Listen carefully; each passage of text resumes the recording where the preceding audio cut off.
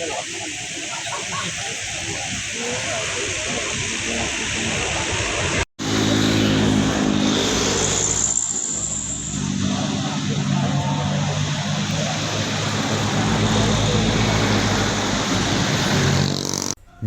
politik di Kabupaten Tanggamus memasuki babak baru. Partai Gerakan Indonesia Raya atau Gerindra kini resmi memilih kepemimpinan baru di tingkat cabang. M. Rangga Putra Hakim dipercaya memimpin DPC Gerindra Tanggamus dengan target ambisius pada pemilu mendatang. Penetapan M. Rangga Putra Hakim sebagai Ketua DPC Gerindra Tanggamus tertuang dalam Surat Keputusan Dewan Pimpinan Pusat Partai Gerindra nomor 04/0111-KPTS-DPP-Gerindra-2026. Surat keputusan tersebut diserahkan oleh Sekretaris DPD Gerindra Lampung Ahmad Giri Akbar dan disaksikan Sekretaris Dewan Penasehat DPP Gerindra Ahmad Muzani bersama jajaran pengurus partai pada Rabu 29 April 2026 di Pekon Rantau Tinjak, Kecamatan Pugung.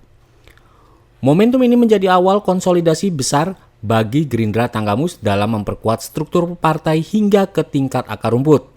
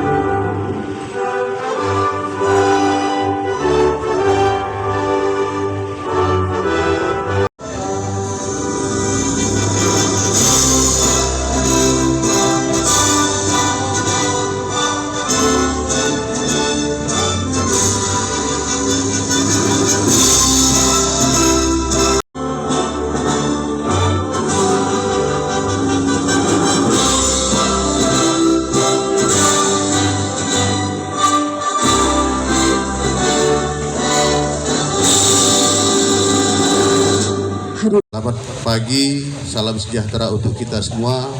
Om Swastiastu, Namo Buddhaya, salam kebajikan.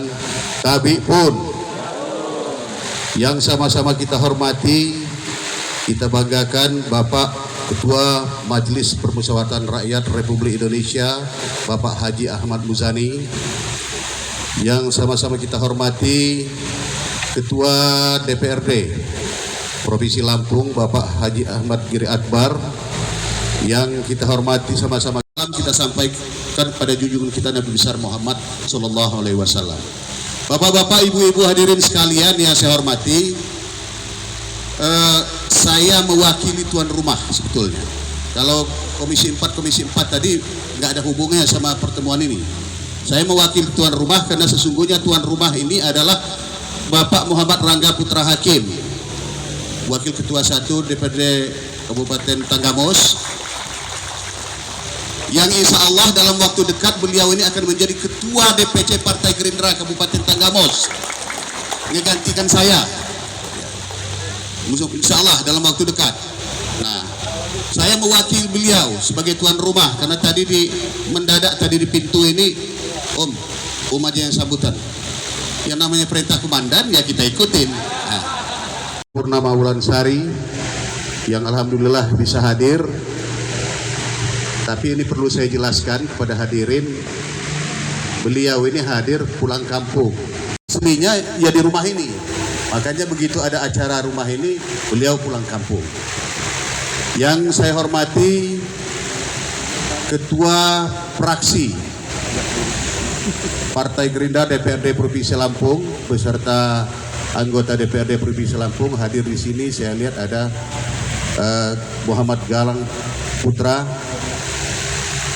Rahman, Yang saya hormati, hadir di sini staf khusus Majelis Permusyawaratan Rakyat Republik Indonesia, Bapak Patimura, Sarjana Ekonomi, pejabat negara tertinggi di Republik ini. Bapak-bapak, ibu-ibu tahu yang melantik Prabowo kemarin jadi presiden, inilah beliaunya, Bapak Ahmad Muzani ini. Jadi kalau kita begini sama Pak Prabowo, nah ini yang lantiknya, Pak Prabowo begini sama beliau ini. Jadi bapak-bapak bisa bayangkan, oleh karenanya kita di Tanggamus ini mendapat kehormatan, dihadiri langsung oleh Bapak Ketua MPR Republik Indonesia. Kemudian juga aparat Pemda yang antusias kami menyambut kehadiran Bapak untuk nanti kita mendapatkan arahan-arahan dari beliau. Kita harapkan informasi-informasi dari beliau terkait dengan program khusus Majelis Permusyawaratan Rakyat Republik Indonesia. Kemudian saya dapat informasi juga, beliau ini juga komisaris Peruri. Bapak-bapak tahu nggak Peruri itu apa? Tempat nyetak duit. Ya. Jadi nanti kalau beliau keluar nanti toel dikit, siapa tahu ada potongan-potongan bekas cetakan di kantong beliau. Ya. Komisaris Peruri, tempat nyetak duit.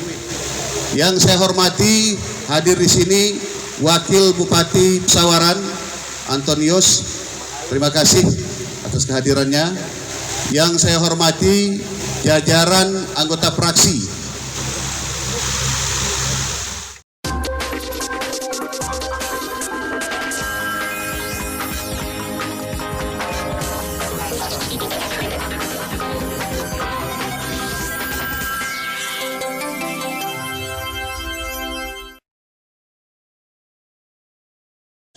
Salawat dan salam kita sanjungkan kepada Nabi Muhammad SAW dan keluarga, sahabat beliau dan kita sekalian umatnya. Mudah-mudahan kita akan mendapat syafaatnya di hari kemudian. Amin. Bapak Ibu hadirin yang saya hormati,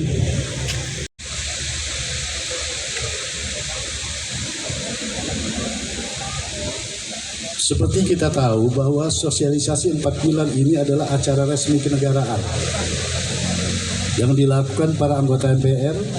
Dasar hukumnya adalah Undang-Undang Nomor 13 Tahun 2019 tentang perubahan kegiatan atas Undang-Undang Nomor 17 Tahun 2014 tentang Majelis Permusyawaratan Rakyat, Dewan Perwakilan Rakyat, Dewan Perwakilan Daerah, dan Dewan Perwakilan Pancasila, Undang-Undang 1945, NKRI, dan Bhinneka Tunggal Ika. Kegiatan sosialisasi ini merupakan sebuah kegiatan yang sangat baik dan bermakna. Karena selain menanamkan nilai-nilai kebangsaan, memperkuat kehidupan bangsa dan bernegara. Yang terhormat Ketua DPRD Provinsi Lampung, Pak Ahmad Giri Akbar. Yang terhormat Ketua 1 DPRD Kabupaten Tanggamus, sekaligus sebagai tuan rumah, Pak Rangga Putra Hati. Bukan hanya secara acara seremonial, ini adalah acara yang betul-betul penting untuk kita. Nah, ini dalam rangka untuk sosialisasi daripada Pancasila, Undang-Undang Sosial dan Persatuan Indonesia. Jadi harus betul-betul kita pahami nanti apa yang akan disampaikan oleh Bapak Ketua MPR.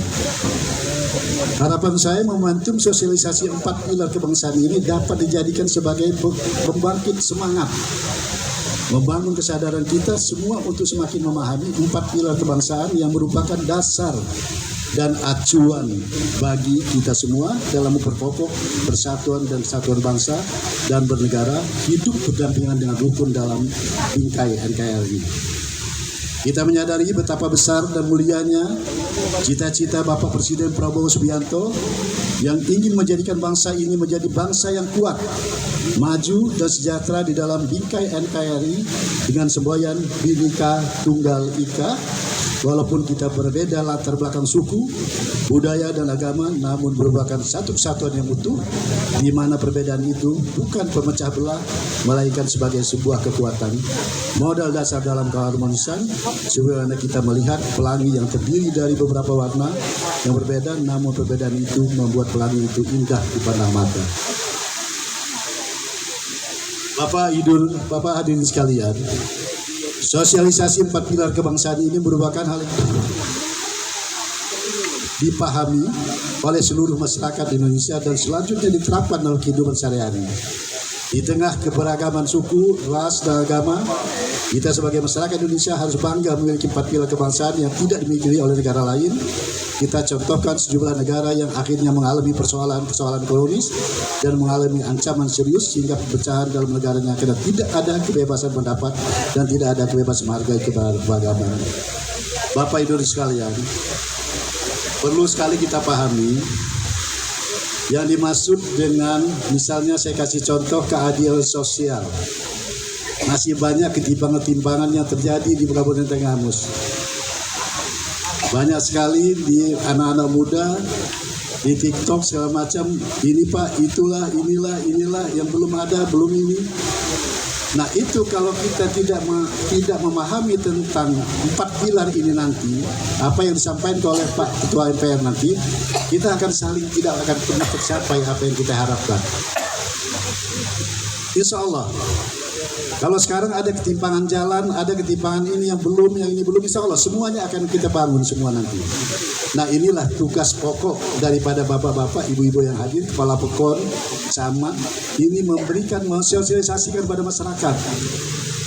Jangan sampai kita pecah hal-hal yang terkait seperti itu. Nah ini di sini TikTok yang terkait dengan jalan, banyak yang nonton kan? Jalan ya, nonton ya.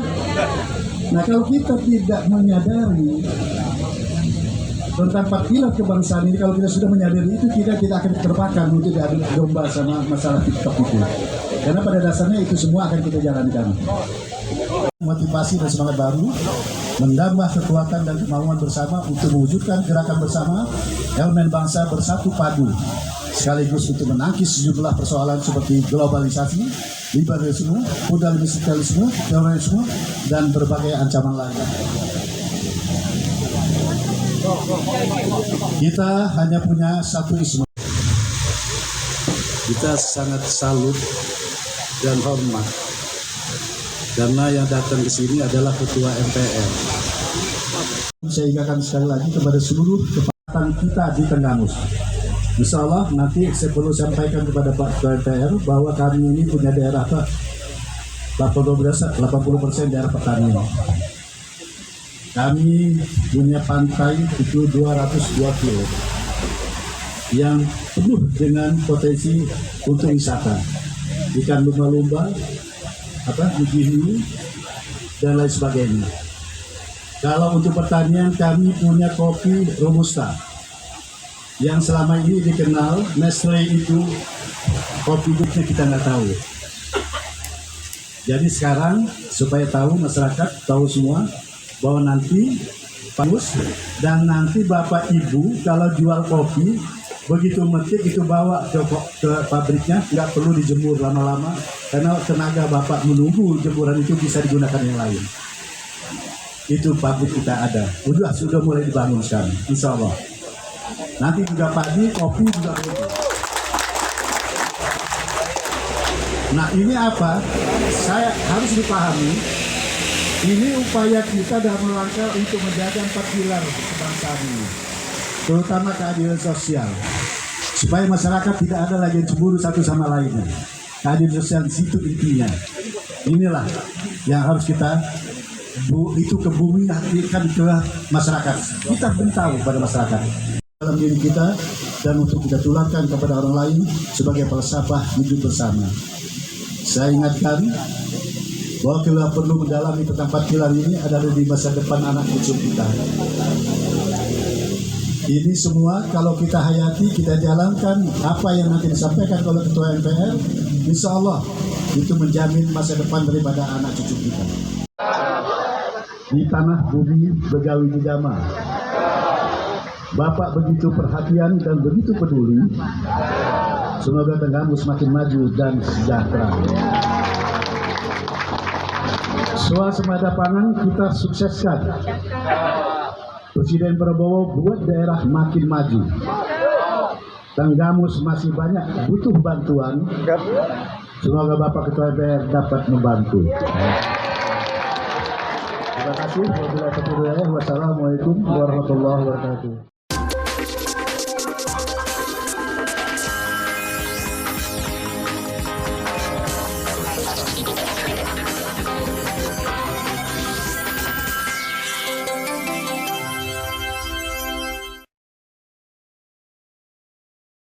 dan jajaran anggota DPRD Tanggamus fraksi Partai Gerindra,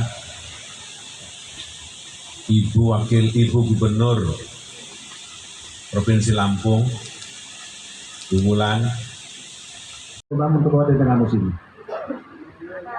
Semoga sehingga sosialisasi 4 pilar kebangsaan ini dapat berjalan dengan tertib, aman dan lancar. Saya tutup dengan pantun. Masalah kedua, harga gabah jatuh pada saat panen. Masalah lain, begitu nggak panen musim tanam, harga gabah naik. Kami harus beli beras, harganya lebih tinggi. Kami membeli beras daripada kami menjual gabah pada saat panen. Masalah yang ketiga apa? Masalah yang ketiga, anak saya sekolah. Terus apa masalahnya? Yang sekolah anak kami jauh, jalannya rusak, bekono begini. Masalah yang keempat Pak Muzani, rumah sakit, BPJS, waktu itu belum ada BPJS. Kalau sudah ada BPJS, tapi masih susah. Dan seterusnya. Itu peristiwa yang dulu diungkapkan oleh para petani, Pak Bupati, di Kabupaten Tanggamus. Saya catat, saya perhatikan, saya bandingkan dengan banyak dapil lainnya, di Lampung, di tempat lain, masalahnya ternyata sama. Dan diskusi terus. Pak Prabowo waktu itu masih ketua HKTI, Himpunan Kerukunan Tani Indonesia. Jadi bicara pupuk sangat hafal, sangat ngerti. Apa yang dilakukan oleh Pak Prabowo setelah jadi presiden? Yang pertama adalah menata soal pupuk. Pupuk dulu ternyata kenapa ribet, ruwet, jelimet Pak? Birokrasi petani mendapatkan pupuk subsidi itu birokrasinya melalui gubernur, bupati, kepala dinas ini sampai kelompok tani segala macam, memerlukan birokrasi katanya sampai berpuluh-puluh meja birokrasi. Betul? Belum selesai sampai di situ, tiba-tiba kita dikagetkan. Pupuk ternyata harganya diturunkan. Betul nggak? Bapak membeli pupuk turun apa naik? Turun apa naik? Turun berapa persen? Raw material atau bahan bakunya ada di Tanggamus. Supaya tidak terlalu jauh, maka pabrik kopi sudah diusahakan oleh Pak Bupati untuk investasi dan membuat pabrik kopi di Tanggamus. Berarti kalau begitu, rantai pasok dari petani kopi menuju pabrik kopi nggak terlalu jauh. Dan kopi bisa nggak perlu dikeringkan karena bisa langsung disetor ke pabrik dalam kondisi basah. Yang ngeringin nanti pabrik. Berarti Bapak bisa dapatkan uang lebih gampang lagi dan bisa mudah-mudahan bisa lebih tinggi lagi. Harga kopi sekarang ini mulai mahal. Dulu waktu kita kumpul saya nanya, Pak, berapa harga kopi? Waktu itu saya masih ingat 18.000. 15.000. Paling tinggi Pak Muzani itu tuh kualitas super 25.000. Itu jarang sekali kopi Tanggamus bisa seharga itu. Waktu itu. Ini yang ngomong siapa? Bapak-bapak yang kalau ketemu saya seperti itu. Jadi saya masih ingat. Sekarang Pak, harga kopi di atas 50.000. Berapa harga kopi sekarang Pak? 65. Berapa? 65. 50. Pendapatan para petani kopi kita sudah mulai meningkat. Pun demikian juga para petani coklat, harganya naik. Petani singkong sekarang ini juga lebih sumringah lagi. Hanya 48 miliar. Artinya apa? Modal pembangunan Kabupaten Tanggamus cuma 48 miliar. Sementara anggarannya berapa Pak? 1 triliun berapa? 1,3 triliun. Berarti ada duit 1 triliun 250 miliar yang harus disubsidi oleh pemerintah pusat. Kira-kira begitu. Untuk apa? Untuk gaji pegawai, untuk pembangunan jalan, untuk rumah sakit, untuk ini. Kira-kira subsidinya 1 triliun 250 miliar itu subsidinya. Karena karena kita di Tanggamus punya modal 48 triliun, 48 miliar. Kira-kira seperti itu. Tugas beliau sekarang begitu masuk kondisinya begitu, beliau sekarang kerja keras untuk meningkatkan modal pembangunan bagi Tanggamus. Tahun ini beliau tadi dengan bangga mengatakan kepada saya, PAD Tanggamus Pak Muzani sudah naik 100% lebih. sudah menjadi 108 triliun, 108 miliar. 108 miliar. Tahun depan kata beliau mudah-mudahan bisa 200 miliar dan seterusnya. Karena apa? Potensi Tanggamus ini besar. Lautnya ada 120, panjangnya 220 km. Hasil ikannya banyak. Banyak lumba-lumba. Ada tempat pariwisata yang bagus. Pasirnya putih dan seterusnya. Itu menjadi potensi bagi alam untuk berwisata. Belum pertambangan andesit yang ada di Tanggamus, belum perkebunan kopi, perkebunan coklat, ini itu. Jadi beliau merasa optimis, insya Allah Tanggamus akan menjadi kabupaten yang makmur, bagus. Cuma memang begini Pak, membangun kabupaten itu butuh kesabaran. Yang butuh kesabaran itu ya bupatinya, yang butuh sabar itu juga rakyatnya. Kenapa sabar? Karena membangun itu perlu nyari uang. Bangun itu pakai uang. Bupati diberi kesempatan untuk lobby di pusat meyakinkan bahwa bangun Tanggamus itu tidak sia-sia. Pusat juga harus percaya bahwa duit yang dikirim itu dibangun di sini dengan baik. Itu yang perlu butuh kesabaran. Pak Bupati tadi bisik-bisik sama saya, Pak dibantu ya. Saya akan bantu untuk IJD, Impres Jalan Desa. Impres Jalan Daerah apa daerah? Impres jalan daerah. Nah, di kabupaten saya tanya, sudah dapat belum? Kata beliau belum. Pring Sewu kemarin udah bisik panas saya sudah 2 tempat dapat. Di sini belum Pak. Ya udah nanti saya cek lagi gitu. Jadi ini butuh kesabaran, saling sabar. Rakyat percaya bupatinya, bupati percaya kepada rakyatnya. Ya pelan-pelan, yang dibangun banyak, yang rusak juga banyak. Banyak apa sedikit? Di sini yang banyak. Kira-kira seperti itu. Nah, inilah pentingnya kita bersilaturahmi, pentingnya bersosialisasi. Yang penting kita jaga persatuan. Yang membantu petani agar petani bersemangat ke sawah. Itu yang pertama. Yang kedua, Pak Prabowo menaikkan harga kering giling padi menjadi Rp6.500 per kilogram. Dulu harga kering giling itu Pak maksimal 5.500, dinaikkan oleh Presiden menjadi 6.500, 1 kilo naik Rp1.000. Gara-gara itu petani Sumringah senang karena pendapatannya naik, pupuknya mudah bahkan lebih murah. Kira-kira seperti itu. Harapannya apa? Harapannya kemudian petani itu nanti seperti yang disampaikan oleh Pak Bupati, para petani kita itu lebih sumringah, badannya sehat. Kenapa badannya sehat? Karena tenang, nggak mikirin pupuk lagi. Kenapa badannya sehat? Harga padinya naik. Sehingga kalau anak mau sekolah, ada duitnya. Kalau keluarganya yang sehat, ada duitnya untuk berobat. Kalau pengen ke jalan-jalan, bisa pergi ke pasar. Kira-kira seperti itu. Inilah cara Presiden memperkuat Indonesia. Cara Presiden meningkatkan keadilan sosial bagi seluruh rakyat Indonesia. Dalam pandangan kami, kalau rakyat sehat, Indonesia sehat. Kalau rakyat sakit, Indonesia sakit. Kalau rakyat senang, Indonesia senang. Kira-kira seperti itu. Gambatas. Kalau digunakan untuk Koperasi Merah Putih, terus dari mana ininya? Kan begitu Pak? Benar begitu kan? Kira-kira begitu panjang amat komentar ininya Pak. Ya, begini, Koperasi Merah Putih yang dibentuk di setiap desa itu untuk kepentingan kegiatan ekonomi masyarakat desa. Pembangunan gedung koperasi atau kantor koperasi atau unit koperasi di desa disiapkan dari pemerintah pusat dananya. Saya nggak tahu nilainya berapa. Kerjasama dengan kepala desa. Yang digunakan lahan desa, biasanya lahan desa atau tanah bengkok kalau di Jawa biasanya, atau ada juga tidak tanah bengkok, tidak tanah desa, tapi ada lahan yang dipinjamkan oleh masyarakat kepada koperasi, ada juga. karena tanahnya kebanyakan, daripada nggak dipakai dipinjam itu tanahnya. Ada juga begitu. Jadi penyelesaiannya biasanya menggunakan dana desa, pengkop desa, atau tanah yang dipinjamkan. Kira-kira seperti itu. Kenapa itu dilakukan? Ya karena ini koperasi yang dimaksudkan untuk kepentingan desa tersebut.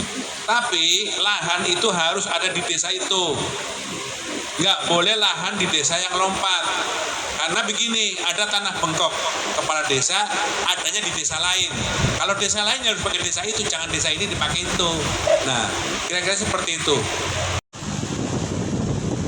Pertama-tama saya ucapkan puji syukur kita dapat bersama-sama dapat diketemukan dengan Bapak Ketua MPR, Majelis Permusyawaratan Rakyat, yang seperti disebutkan tadi adalah yang melantik Prabowo adalah beliau. Amin. Semoga beliau diberikan kesehatan, panjang umur, dan tetap menjadi tuntunan kita sebagai Bapak MPR. Dan kepada Bapak Bupati saya ucapkan semoga dalam memimpin Tenggamus ini insya Allah banyak perubahan-perubahan. Itu doa kami. Tanpa kami rame amat.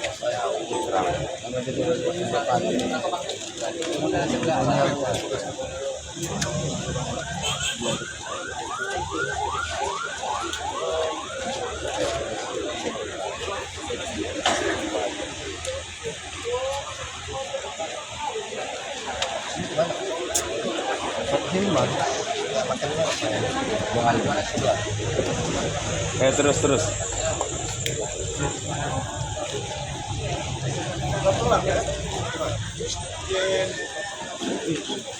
Galang bagi angkat lagi. No enggak, nama jong lu waten. Anggota DPRD Provinsi Lampung, Ketua Komisi 4 DPRD Provinsi Lampung, Wakil Ketua Gerindra harus hadir nyata, memberikan manfaat langsung bagi masyarakat. Dengan kepemimpinan baru dan strategi konsolidasi yang mulai dijalankan, Gerindra Tanggamus optimis mampu meningkatkan perolehan kursi legislatif sekaligus memperkuat peran partai di tengah masyarakat.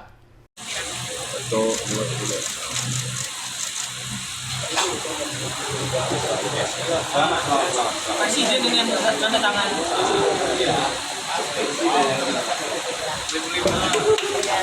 Baik, beri tepuk tangan yang meriah. Telah diberikannya SK dan kepada Penasehat Partai Gerindra Kabupaten Tanggamus untuk ikut menyaksikan. Langkah ke depan seperti apa ya? Ya, langkah ke depan kami sudah sepakat untuk memperkuat jaringan dari ranting, dan target kami ke depan insya Allah bismillah kami memberikan 12 kursi untuk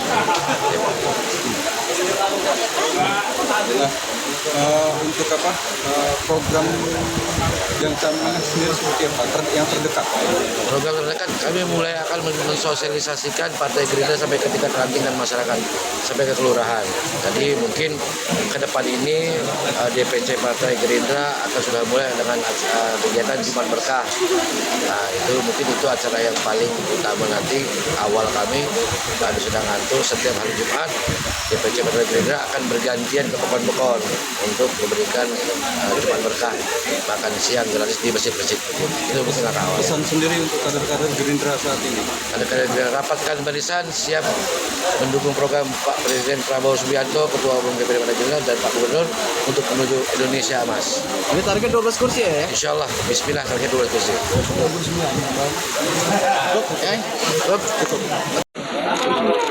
Dari Tanggamus, Devi Amrullah, Delta TV melaporkan. Damai bang. Oke.